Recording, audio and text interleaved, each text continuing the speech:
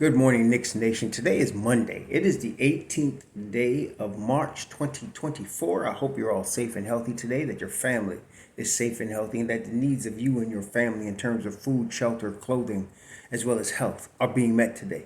Blessings upon those that work in the healthcare field, who, along with the first responders, are every day trying to save lives. Those also that pick up garbage for us to keep our places clean, and those that make deliveries of things for our convenience. Double blessings of men and women who are out here trying to help rescue, deliver, and recover teenagers and children that are the victims of child molestation and pedophilia. People that are the victims of prostitution and child prostitution, pornography, child pornography, human trafficking, and sex slavery. Double curses on the perpetrators of these things. Double curses on those that profit from these things. And double curses on those also that are the perverts that create the great demand for these things. Finally, blessings upon those who are homeless. There are nearly 600,000 men, women, and children, including a lot of families that are homeless right now, and millions around the world in similar or worse conditions. Blessings upon those, for theirs is the kingdom. There's a basketball game scheduled tonight. New York Knicks will be playing the Golden State Warriors at 10 p.m. Eastern Time, 7 o'clock on the West Coast tonight in San Francisco. The Knicks played the Warriors a couple of weeks ago and lost. That time they were shorthanded. They had no Isaiah Hartenstein, and the players they had were basically the bench playing heavy minutes. This is a little different. Since really the defense for the Knicks awakened on March the 8th, I would say, against Orlando, a game that they really had to win. And not only did they win, but they won convincingly. And it was the first game of a string since then that they have held every opponent under 100 points. So there was 74. That was a 98-74 win over Orlando. Then you had a loss in Philly, which was really 79-73, another low-scoring affair. But then they gave up 79-93, and then they beat Sacramento this past weekend, giving up only 91 points. The defense has become ferocious. And it stepped up really the game before OG Anunoby came back because of the energy level displayed by Isaiah Hartenstein. The defense stepped up. And now you have OG back, and it brings it to a new level. And the thing is that really excites me is that there is upside with this team before the playoffs. Let's start with the defense. Now, right now, in the Eastern Conference, the Knicks have the number one defense in terms of opponents' points per game, giving up about 107.8 points. They are second in the East in differential at 4.1. They are 6-4 in their last 10. And overall, I guess what I'm saying is the trend is up, okay, right now. When they get MitchRob, and they're going to get him back soon, and Julius Randle, the defense will go to a new level. Number one. Number two, the NBA, as reported by MSG, Alan Hahn, the NBA issued a statement to all 30 teams and the referees saying that they wanted the game to be less, more defensive oriented, more physical. They wanted the way they put it, they wanted to swing the pendulum toward the middle in terms of offense versus defense. See, for the last, I'd say at least 15 years, that the NBA was favoring offense. Touch fouls, no hand checking, very little physicality was allowed during the regular season especially. But now, and this is really is being shown in the last couple weeks, they're allowing they're allowing no harm, no foul plays, physical play, okay?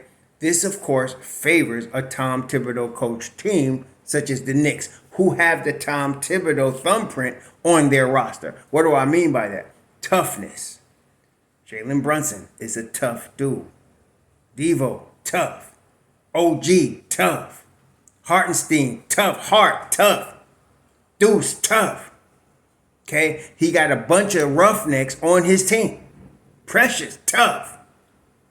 And so that move comes at a time when the Knicks are already surging, as they do every season. Even in the season they won 37 games, they always surge after January of the season. And I've been bringing people up to that every year, but every year people forget and say, oh no, they stink. And I tell them, wait till after January 1st before you start judging, because they start surging. Well, here it is. And so now, with OG, with Mitchell, and with Jewel coming back, you're going to see defense on an even more ferocious level, number one. Number two, foul trouble won't be as big a problem for the Knicks, number two. And then number three, the offense is going to start clicking, because right now, in the last 2 games, Jalen Brunson has had 11 turnovers.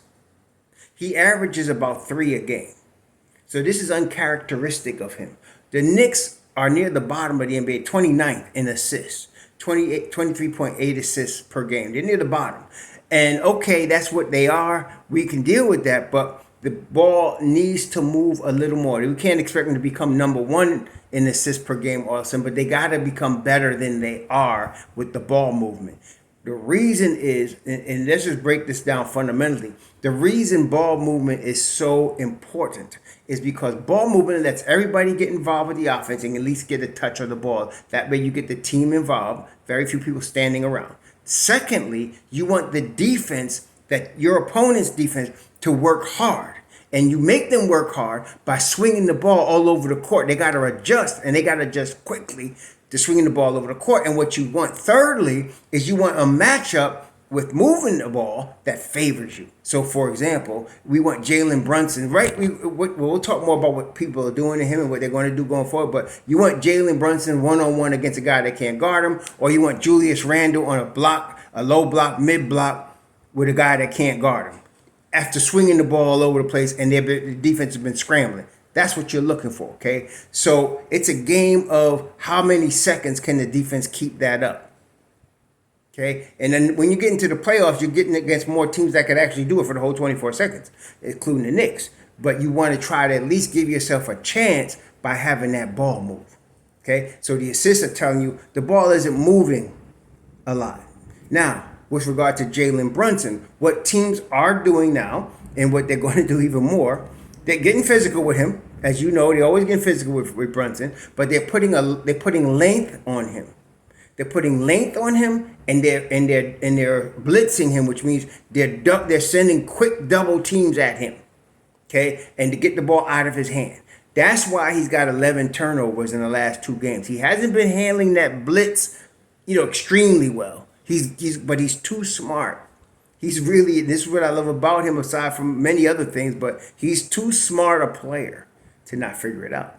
What he needs to do is get rid of the ball quick and then cut. And he's done that. He started doing that, especially these 2 40-point games. He gets rid of the ball, he cuts, and he gets the ball back.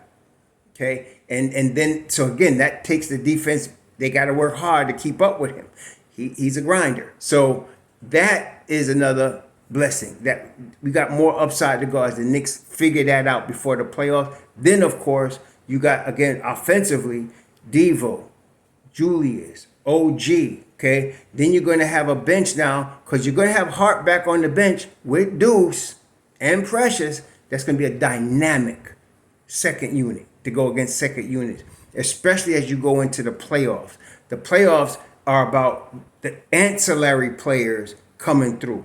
Everybody knows your stars. Like if you're playing Phoenix, everybody knows, Durant and Booker are going to be coming at you. And, they know that these guys are coming. But who are these ancillary guys that can step up in the playoffs? So last year, for example, Miami had a whole crew of ancillary dudes coming forward. Not just Jimmy Butler. It was not just Bam. It was other guys.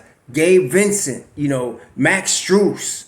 That were coming forward and making big shots, playing big time defense. See, a team cannot game plan for more than like 2 or 3 guys. See, so if you got like the Knicks, they game plan for Brunson, obviously, and they can game plan for Julius. Well, they have a tough time after game planning for those 2 guys to game plan for Devo or to OG. It's hard, okay? And don't let Precious start playing, or Deuce. It's hard for them to game plan against these type of guys. And so when you have those ancillary guys coming at you in the playoffs, and that's what I mean, you got your starting 5 is going to probably be Hartenstein, OG, Deuce. Hartenstein, OG, Brunson, DiVincenzo, okay, and Julius. That's your starting five. Then you're going to have Mitchell Robinson. You're going to have Josh Hart. You're going to have Precious Achua and Deuce McBride. And those four are going to either play with OG or they're going to be playing with Brunson as against second units in the playoffs. That's going to be devastating. Okay, so the Knicks are now on an uptick. Tonight, I'm expecting a physical game against Golden State because that's what we're now getting into, that playoff mode, and every game is physical. Orlando's been doing a good job keeping up. They're still just a half a game behind the Knicks. Every time they win, the Knicks win. Okay, so now the Knicks need to win tonight to stay in fourth position alone. If they lose tonight, they become tied with Orlando for the fourth seed. It's going to be a dogfight, as I said, all the way to April. It's going to be a dogfight. But Jalen Brunson is healthy. He's an all NBA. He's got to be. They're going to announce him all NBA. Let me tell you that. But right now, I can say safely he's all NBA level, and I think everybody sees that that's watching basketball. Okay, so that's what you got at your point guard. And now OG came back. The elbow is going to bother him. Not worried about everybody making a big deal of elbow because sometimes people just need something to trip about. But he had the surgery. It's sore. It'll come around. Not worried about his elbow. What's more important about him is not his shooting.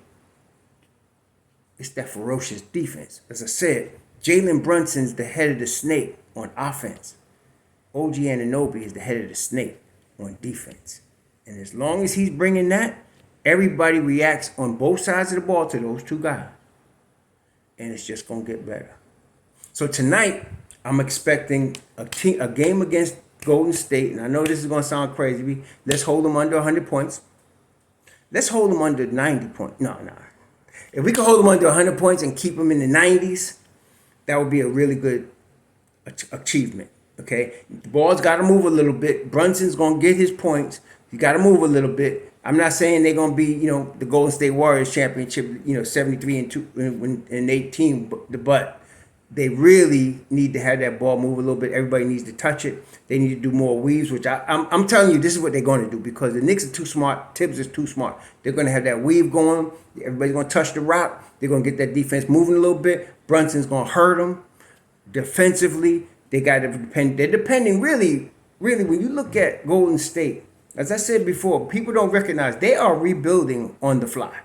What do I mean by that? In their 9-man rotation, they got Brandon Podziemski, who's 21. Okay, he's 21 years old. Jonathan Kuminga is starting power forward. He's 21 years old. Okay, you now put Klay Thompson and Draymond Green coming off the bench. Well, Draymond's their starting center, but behind him they got another 24-year-old Trace Jackson Davis. Then they got Moses Moody. Okay, these are all young heads. Okay, and they're now playing. So quiet is kept. You got 4 or 5 guys that's 24 or under that are now getting in your rotation. That's rebuilding, okay? And they still selling tickets because they still got Stephen Curry, they still got Klay Thompson, they still got Draymond Green from the glory years, okay? So right now they're rebuilding on the fly. That's cool. We're not. For the Knicks, it's winning time. And let me tell you something. The Knicks are the better team here. And it's been a long time since we can legitimately say the Knicks are better than the Golden State Warriors. The Knicks are. So tonight, it's going to be a physical game. I'm looking for the Knicks to hold them under 100 and score, of course, more than 100. I'm hoping, usually DiVincenzo might have a couple of bad shooting games because he's playing two-way basketball and he might be a little worn out. But that doesn't last. He's still a young dude. So I'm expecting him to come out and knock down his threes that he's going to get. His open looks he's going to get. I'm not sure about OG because the elbow, like I said, is going to take a little bit of time. But I'm looking for that ferocious defense. Of course, there's Hartenstein, who is really... Draymond Green's a dirty dude. But now he's, the game's getting physical. You would think it helped, but this ain't Draymond from 5 years ago. But this is Hartenstein at age 24, and he's a roughneck. I like that matchup for us. So let's try to get this W. Y'all enjoy the game. Knicks Nation, we'll be back at you. In the meantime, stay safe. Shalom.